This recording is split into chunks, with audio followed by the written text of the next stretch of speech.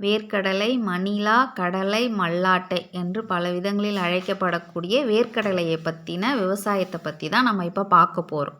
இதில் என்ன பார்க்க போகிறோம் அப்படின்னா, இப்போ இந்த வீடியோவில் மண்ணை வந்து எந்த அளவுக்கு வளப்படுத்தி உழுது ரெடி பண்ண போகிறோம், மண்ணை வந்து எந்த அளவுக்கு ரெடி பண்ணுறோம் அப்படிங்கிறத மட்டும்தான் பார்க்க போகிறோம்.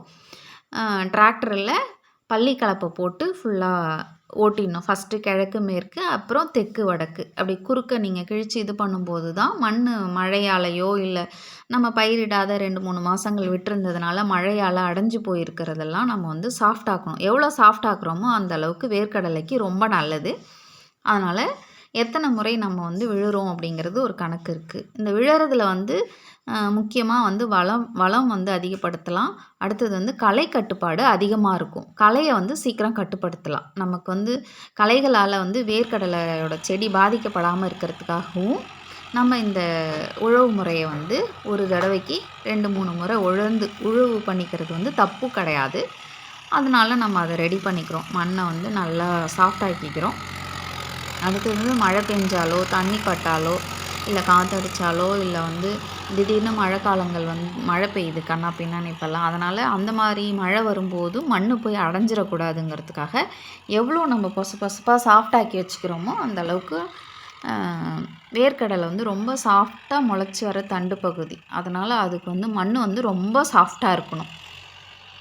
வேர்க்கடலை வந்து நமக்கு வந்து எத்தனை நாளில் முளைச்சி வரும்னு பார்த்தீங்கன்னா, 4ஆவது நாள் முளைச்சி வர ஆரம்பிச்சிரும். 4லேருந்து 7-8 நாளுக்குள்ளார நல்லா வெளியில் நம்ம ஊன்ற அத்தனை வேர்க்கடலையும் முளைச்சி வெளியில் வர ஆரம்பிச்சிரும். 15 நாளில் பார்த்திங்கன்னா ஒரு சின்ன செடி அளவுக்கு வந்துடும்.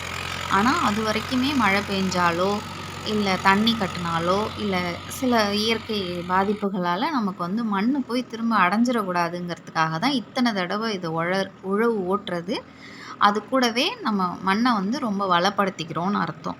அடுத்தது மயில், நாய், காகம், காட்டுப்பன்றி இந்த மாதிரி சில ஐந்தறிவு ஜீவன்களாலையும் நமக்கு வேர்க்கடலை முளைத்தலில் வந்து பாதிப்பு ஏற்படும். அந்த பாதிப்புகளை நம்ம குறைக்கிறதுக்கு வந்து கொஞ்சம் நல்லா பொசுன்னு ஆக்கி வச்சுருந்தோன்னா அதுங்களுக்கு காலை வச்சதும் உள்ளே அழுந்திடும். அப்போ அதுங்க பயந்துட்டு சமமட்டமான தரப்பகுதிகளுங்களுக்கு போக ஆரம்பிச்சிடும். அப்போது நமக்கு வந்து அந்த ஐந்தறிவு ஜீவன்களால் வரக்கூடிய பாதிப்பு குறையும். அடுத்தது பார்த்திங்கன்னா, விதைத்த விதை முளைத்தது அப்படியே முளைச்சி வெளியில் வந்துடணும் அத்தனையும் அப்படிங்கிறதுக்கு மண் ரொம்ப சாஃப்டாக இருக்கணும். ஏன்னா வேர்க்கடலை வந்து ரொம்ப சாஃப்டான ஒரு முளைப்பு திறன் உள்ள ஒரு விதை. அது போடுறது நம்ம ஒரு பக்கம் இருக்கட்டும், முளைக்கிறது ஒரு பக்கம் இருக்கட்டும், அதுக்கு மண் எந்த அளவுக்கு நமக்கு உதவி செய்யுதுங்கிறது மிக முக்கியமான ஒன்று.